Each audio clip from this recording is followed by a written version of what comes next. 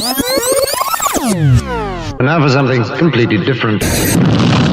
Smoke medical weed every day. The following thoughts on Hoppe Hour represent Brian Hoppe and Facet. Listener discretion is advised. Live from Tampa Bay, you are tuned in to Hoppe Hour. He is the voice of a generation that got screwed by the baby boomers. Welcome back to Hoppe Hour. Hoppe Hour. Hoppe Hour. Hoppe Hour starts in 4, 3, 2, Hoppe. Hoppe, Hoppe. This is Hoppe Hour with Hoppe. Let's get right into it. I can't even believe this is happening. First of all, because I've been listening to these two gentlemen for about 18 years now. On Hoppe Hour is Lex and Terry. What's up, guys? Ryan, what's up, man? Lex and Terry. Good to see you.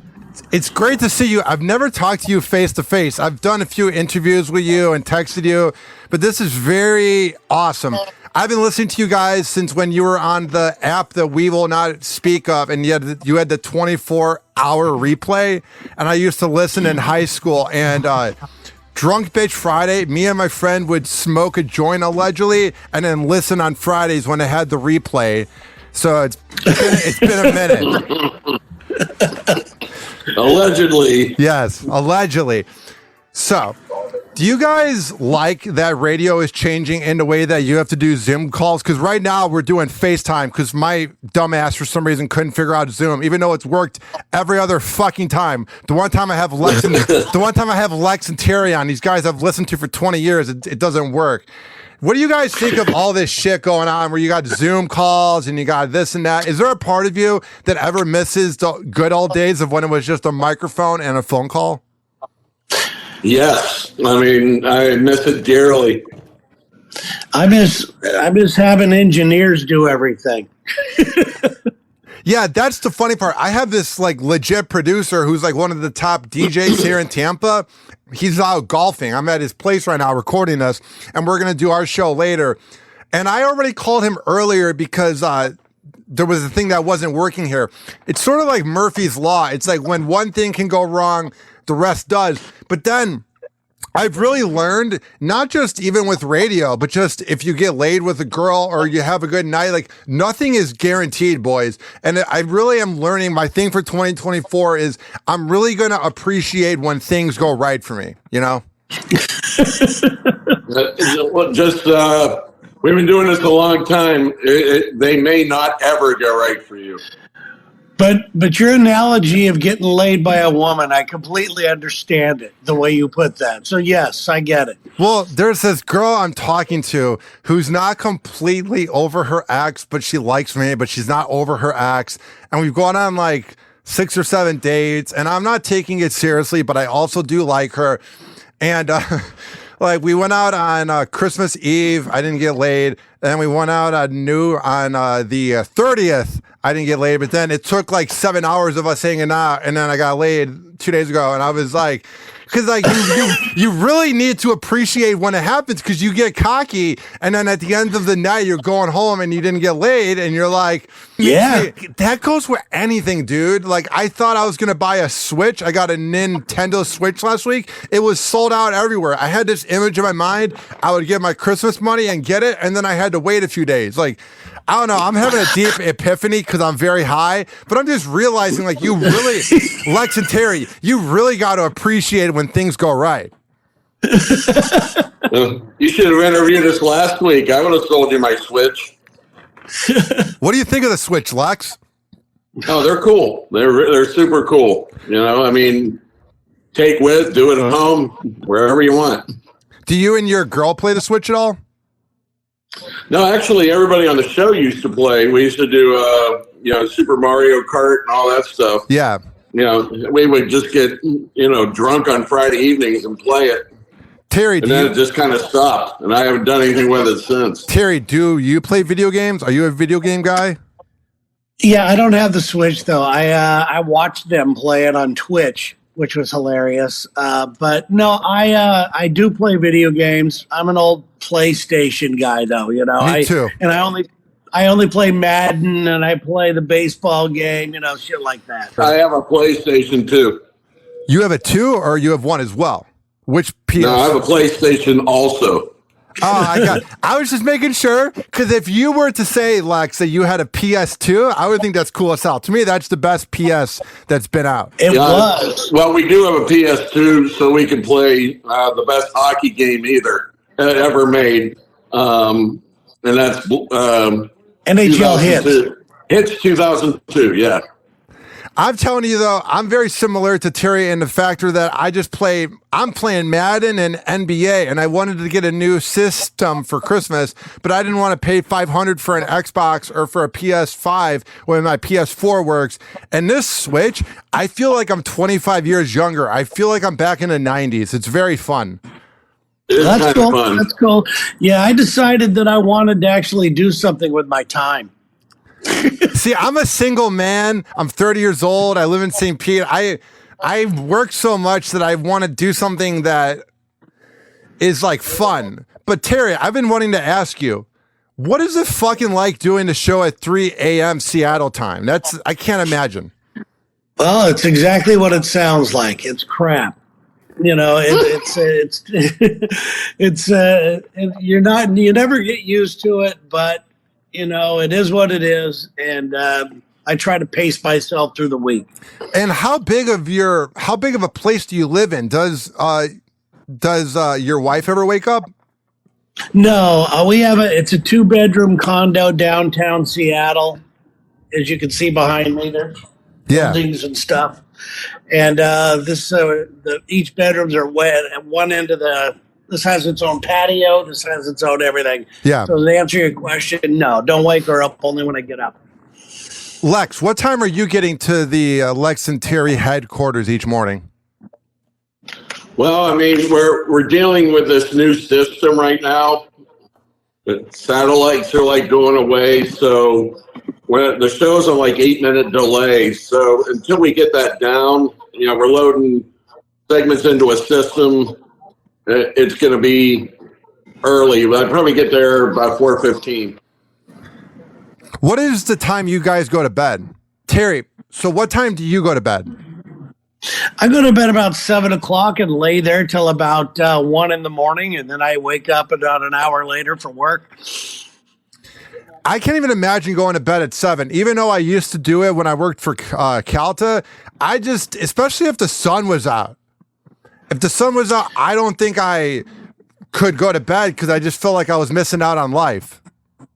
Yeah, one of the best things about living in the Pacific Northwest in the winter is that it gets dark here around 3:30.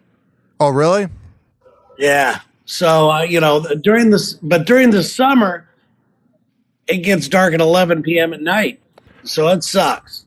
What caused you to move to Seattle? That's just, long story was that, I bought this place and then the business of radio started to change.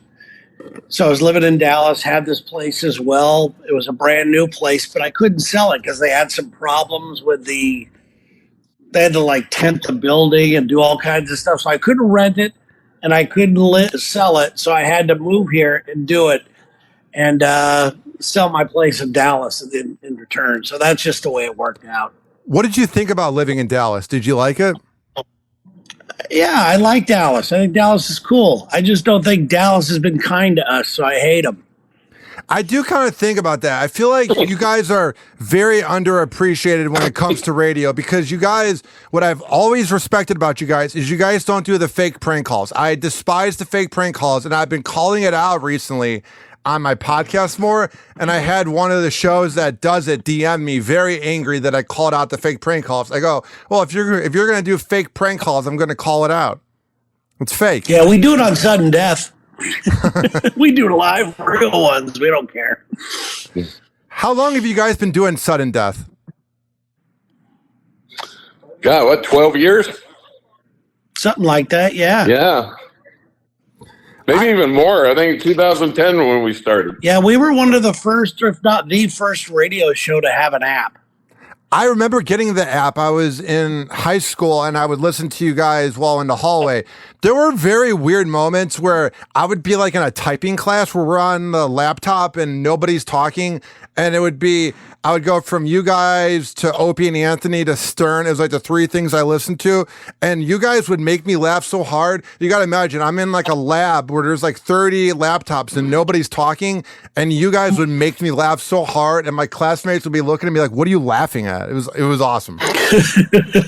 Well, that's good, man. Good to know that somebody listened. What would you say your contribution to radio when it's all said and done is? Like, are you guys proud of what you've accomplished over the last 35 years? Well, don't make us older than we are. It's been 31. Sorry. Which is still old, so I'm not saying we're young or anything. But I'm very proud of what we've done. I have regrets too. You know, I think our content scared some companies from really making a lot of money and having us on in a lot more places than they did. But I don't think we could have done it any other way because the show's been very organic and very real and raw. And as we've gone along, we've gotten more prepared and done other things. You know, I think we've become better at what we do, but I really love the chemistry of the show. What about you, Terry?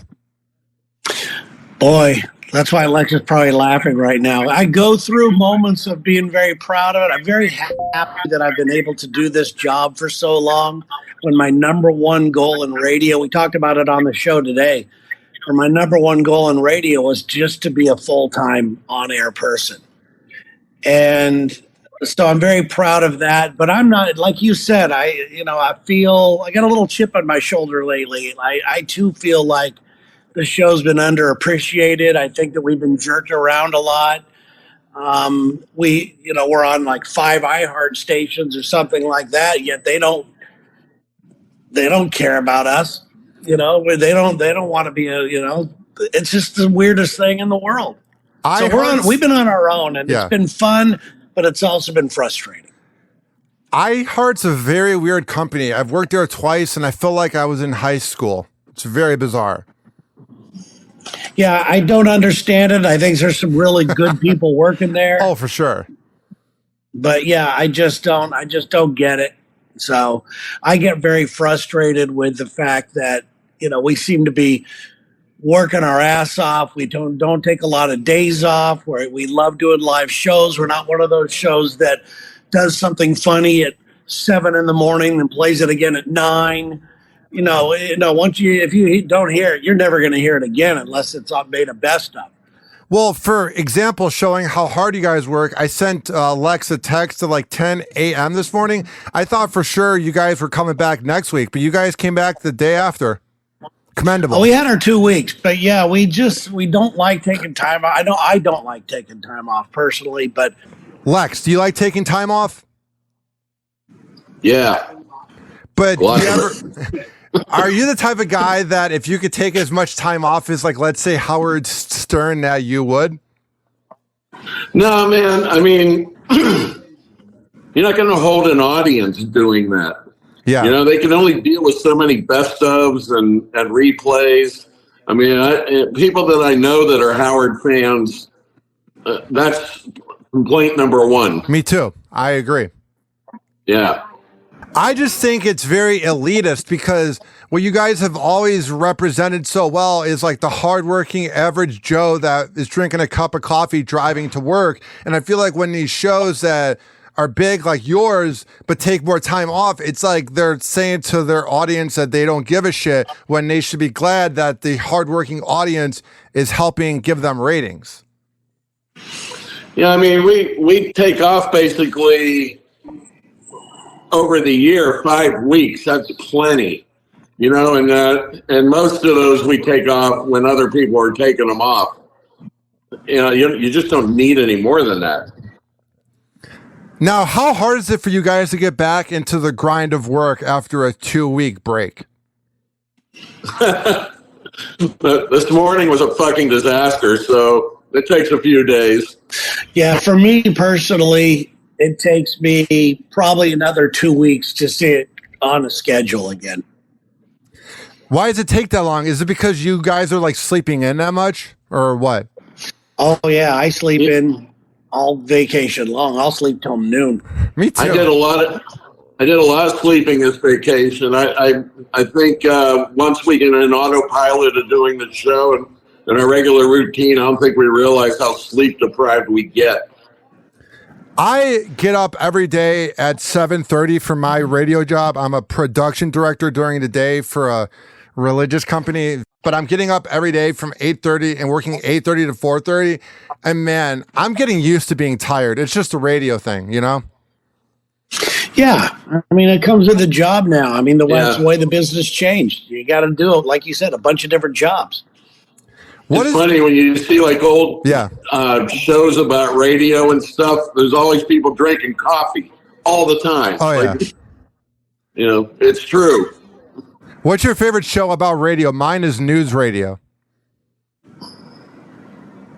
I don't know if it's a show. I think it was a movie. You know, FM was probably my favorite radio movie. And if I see a show like that, I start to break out in a sweat and I turn it off. Why? Because you're thinking about your job? Yeah. Well, I'll just sit there and go, I'll just sit there and go, that's not the way it is. That's bullshit. Well, even in the first episode of Frasier, his mic is turned the other way. It pissed me off the whole time. Yeah. I was like, you're not talking to the microphone. And it's weird because here I am. It sucks because here I am living downtown Seattle and I live in the city and all that stuff. And people are, oh, you're Frasier Crane. Anytime I tell somebody what I do for a living. Yeah. How often do you talk to like BJ Shea out there? BJ has been over the house a couple times. We've done a podcast and stuff, but I don't talk to him that often. But he's a good radio guy, you know. I talked to him over the holidays. I talked to BJ too. I'm going to have him on next month. BJ, to me, man, he kind of reminds me of you guys. Like, he had his shock jock era, and then I don't like using the word cleaned his act, but there's some radio guys that keep doing that creepy sexual humor, and it's like, come on, man, it's not 1994 anymor, you know? Yeah, and also when you reach a certain age, you look like a creep doing it. But yeah, no, BJ, I saw Lex laughing when you're talking about how he had his shock jock era. We have a little bit of a problem with him. With BJ? Yeah, a little bit. Why? What's wrong with BJ? Well, he was on in Jacksonville when we were just crushing it. Ended up going to Seattle, and he pretty much did our show here. Oh wow, I did not know that. Yeah, I never heard anything, but that's what people were saying. I think sometimes... Yeah, you can see how much we care now. Like, do it. No, I didn't care at all. I mean, it's kind of an honor, really. You know. Yeah.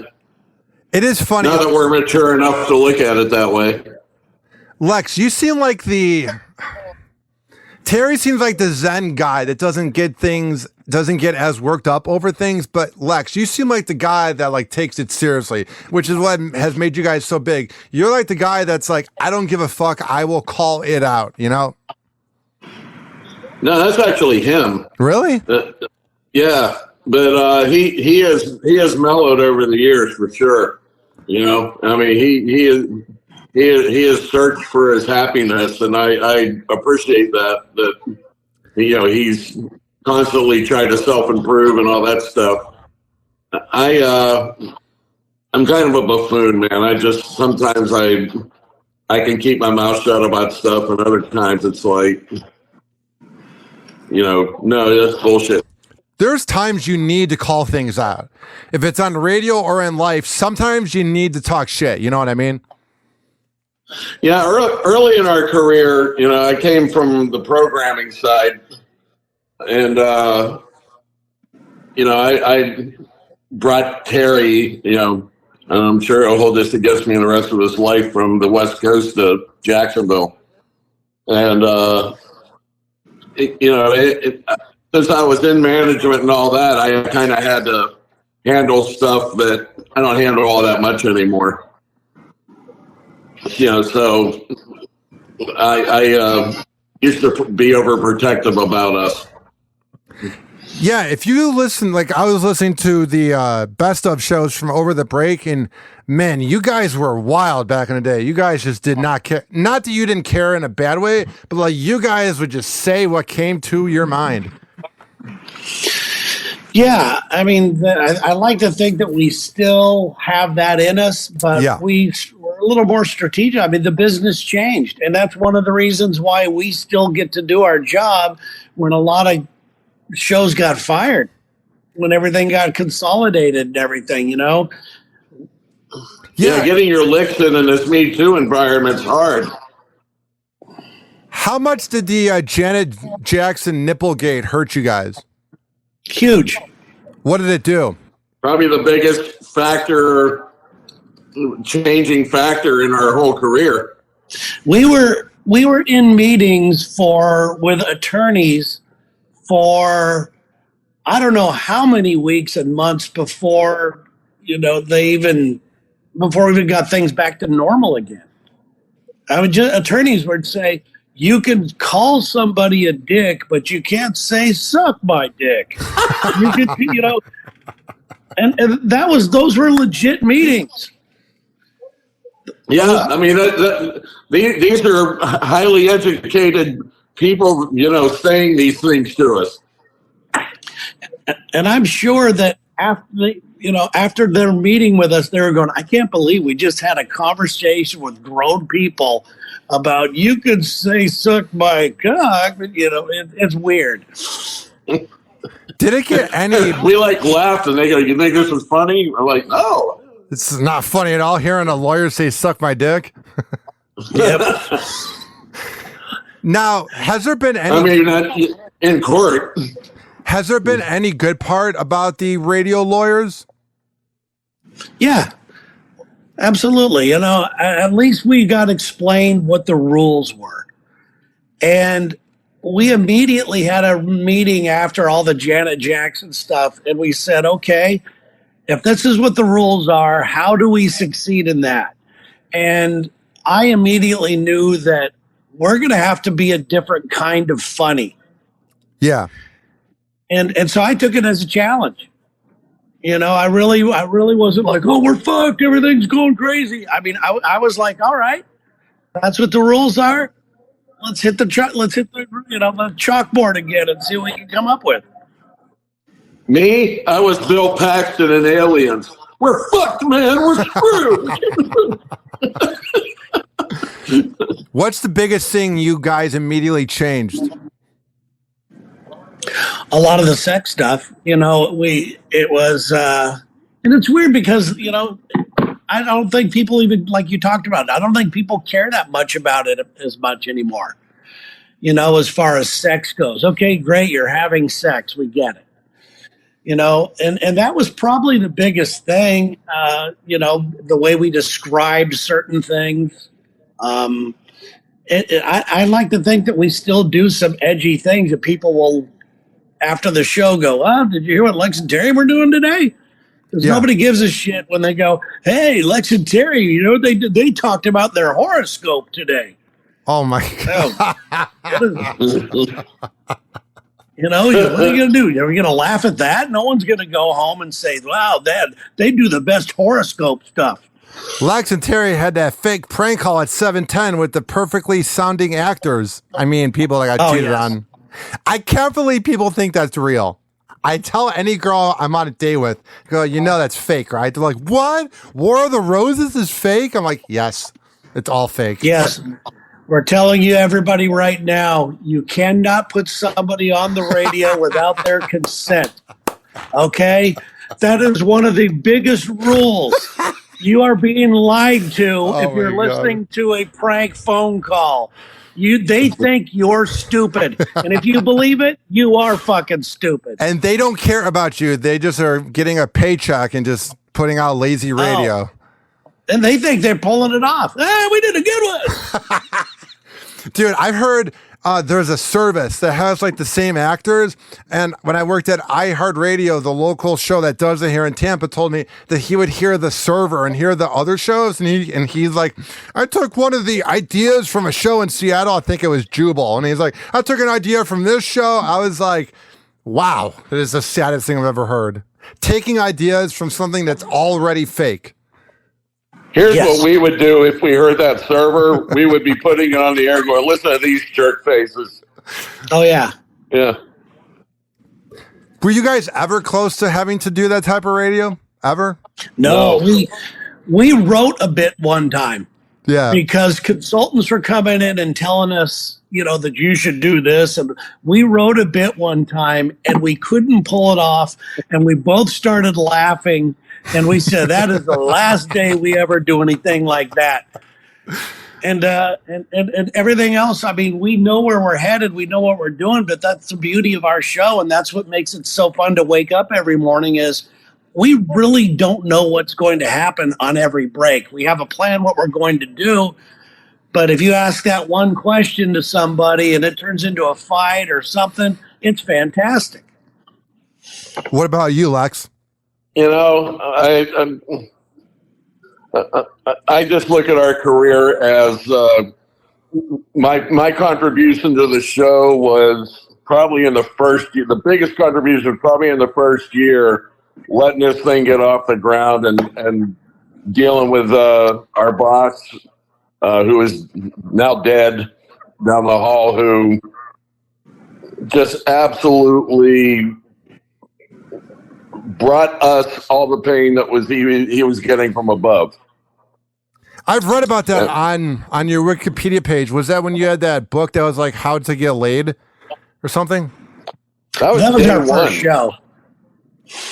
What was that like? He wanted me to put him on a plane. Yeah. And send him home. That's what I've read online, right? Yeah, it's true. The first show we got together and we brought this guy named Ross Jeffries. Yeah. Who wrote a book, How to Get Laid. And he was just a total douchebag, and he was so funny. Yeah, he was great. He was perfect. He's like, and people would call and yell at him. Ladies would call and yell at him because I wouldn't do you anyway. You're ugly. He was like Trump before Trump, and he was just doing all that stuff. And halfway through the show, I see Lex getting on the phone with the general manager, and I could hear the general manager screaming through the other end of the go, "How dare you! How dare you! If this is what the show's going to be, I want Terry back on a plane to California." So we stopped. We went back into Lex's office and sat there, and we looked at each other and didn't say a word. And then about 5 seconds later, we both looked at each other and just started laughing our ass off and go, well, at least we have tape of this. Have you guys ever played it on air since then? I don't even know where it is. I didn't think we were recording it. Now, Lex and Terry, when it's all said and done, how do you want people to remember your show? That's such a tough question. Somebody asked us the other day about the Radio Hall of Fame, and I was like, I've never once thought of that really. I don't think of stuff like that. I just want to make enough money to retire, and I don't give a hell what anybody thinks. I really don't care. We're here for a moment. Hopefully people had a good time and laughed with us. It's nice when people say that, I was in a bad place and I was in a hospital bed for 6 months and you're the only thing that kept me going. That makes you feel good. And let's be honest, we're telling dick jokes for a living. You guys did get me through a lot in middle school and high school. I hated being around kids that were douchebags. And whenever I was in a bad mood, I would turn on the app. And that is a very accurate thing, especially, man, Drunk Bitch Friday, 19, 20-year-old me, that was the best radio. Yeah, and it was good. We still like doing it. That's one of the things that changed, Drunk Bitch Friday. We can still do it, and we still will do it from time to time, but technology changed everything. The girls would be in there on their phone. Then all of a sudden, they all thought that they were going to be celebrities because they were on the show, and it just got out of hand. What about you, Lex? When it's all said and done, what do you want people to say about your show? I want to be like one of those cool movies like Reservoir Dogs. That's how I want people to think about us. You know, like those guys were out of their fucking minds, did great radio, entertained me for my whole adult life, and I would be happy with that. Well, guys, we fought through the technical issues. Like, listen, Tom Brady didn't win every Super Bowl, but we got through it. And look at us. We're 45 minutes in. We did 45 minutes of content. Well, thank you for having us on, man. We appreciate it. And be sure, if you guys end up promoting this, don't talk about the technical difficulties, even though I talked about it in the beginning. Because, I mean, I put myself to such a high mark of where I want things to be. And I know you guys are as well. Like, you want things to go well. And sometimes that makes for the best content, though. Like, I feel like nothing's ever perfect. We make fun of ourselves for screwing up, so you're no different. We're going to run you over. Oh. Yeah, we want things to go well, but we've been. Yeah. Oh, man, I'm going to be anxiously listening to the podcast. Yeah, we want things to go well, but when they don't, they don't. You know, I just don't get it. Like I said, I used to get very upset. Like, I can't believe these people can't get this done. And now I just sit there and go, I'll go back to bed if things aren't working. Well, boys, thank you for coming on the show. This was a lot of fun, and I can't wait to talk to you guys soon. Yeah, Ryan, anytime, man. We're fans, man. Keep forging forward, man. You know, when we're the two old guys on the Muppets sitting in the seats, we're going to be going, I want him to win. I'm going to fucking win. Everyone's winning. All right. We're all good, boys. And sounds keep good. Hitting that world-class pussy you're hitting right now. Hell yeah, that's my plan. That's the plan, Lex. All right, man. You can beat that up. All right, man. All right, thanks, boys. All right. See you, man.